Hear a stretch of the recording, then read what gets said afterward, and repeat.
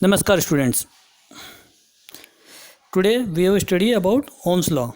Okay, we have already discussed this. Okay, now every gadget contains circuits inside it. Okay, now we already discussed about circuits. Circuits means the path followed by electric current. Okay, and there are two types of circuits: open circuit and closed circuit. Now a scientist, George Simon Ohm, in 18th century, wanted to know the working of these circuit. So he started conducting some experiments using batteries. Okay. See here, this is a small cell or battery. We know that there are two terminals in a battery. One is positive and other is negative. See here, one terminal of battery is connected with positive terminal connected with the bulb and another is also connected with the bulb. Okay, so now he started experiment with this setup. He started conducting some experiment using battery. So first this battery. Now the setup held a bulb, battery and connecting wires of which circuit was made. Okay, so here are these three things. Now when he applied a certain potential difference, so some current was recorded. Here this is an ammeter. We already discussed about it. It measures current.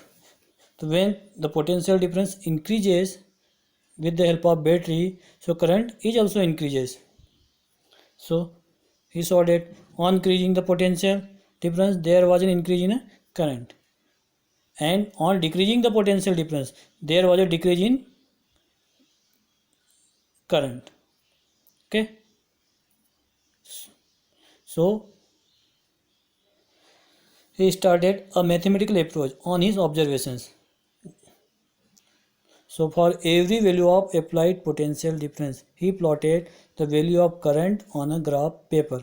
Okay, when we increase the potential, current is also increases. So now on the axis, he takes current, and on the y-axis, potential difference. So on joining these all the points, we got a straight line. Okay, and this straight line is known as a slope or resistance. Okay. So this slope is equal to the potential difference upon current. In mathematical form, this line equals to y equals to mx. So here y equals to potential difference, x equal to current, and m this red line. Okay, and this m is known as, here देखिए, here voltage is on y axis and current is on x axis. So we can write v is directly proportional to I. ये जो sign है, sign किसका, directly proportional. That means current increases, potential difference is also increases. So and when we replace this proportionality sign with equal to, we have introduced a constant, and this constant is known as resistance. Okay, so here, and its a unit ohm. So the SI unit of resistance is ohm. So here 1 ohm, 1 ampere and 1 volt. Okay, 1 volt is a unit of potential difference, 1 ampere is a unit of current, and 1 ohm is a unit of resistance. So how do we define 1 ohm? So 1 ohm is a resistance of a circuit when 1 ampere current flows through it and voltage is 1 volt. Okay, so 1 ohm is a resistance of a circuit when of 1 ampere current flow through it and voltage is 1 volt. Now again I am repeating what is resistance. Okay, resistance means the opposition given by the flow of current in a conductor.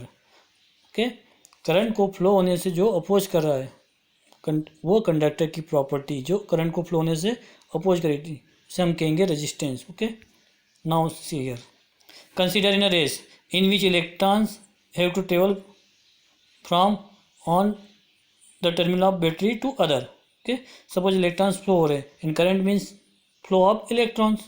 Okay, so in electron को flow होने से जो oppose करेगा. Okay, so now consider in a race in which electrons have to travel from one terminal of battery to other. Now the villain of the story comes and stop electrons from moving ahead, and this villain is called resistance. Higher the resistance, more is the opposition. Okay, but there is somebody to help our electrons, which is voltage. So higher the voltage, easier is for electron to move, or easier to move currents in the circuits. Okay, so let's look at some properties of resistance.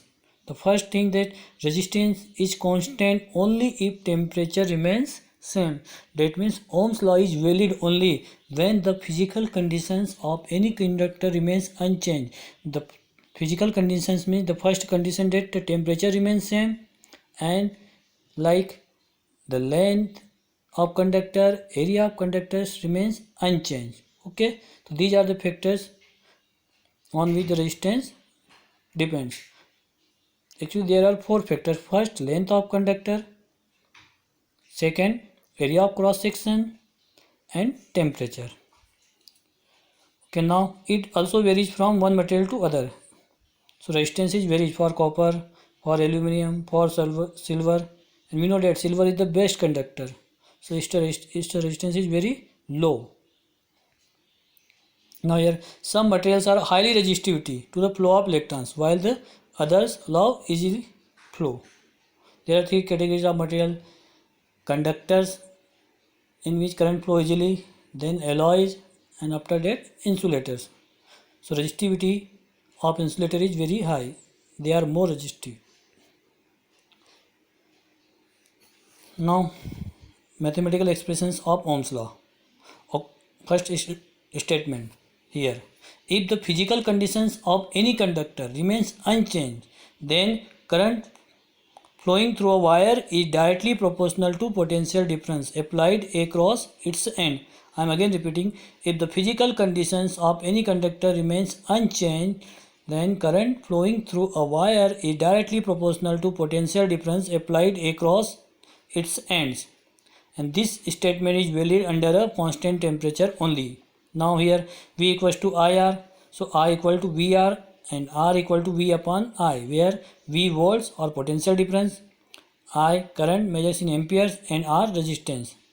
So and the final expressions of Ohm's law, V equals to IR. Now here again we are revise this: V is directly proportional to I, and a constant of proportionality makes this is an equation V equals to IR. So Ohm's law states that current is proportional to applied potential difference. It is applicable under constant temperature conditions only.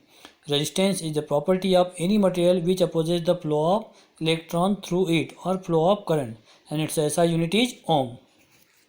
Okay.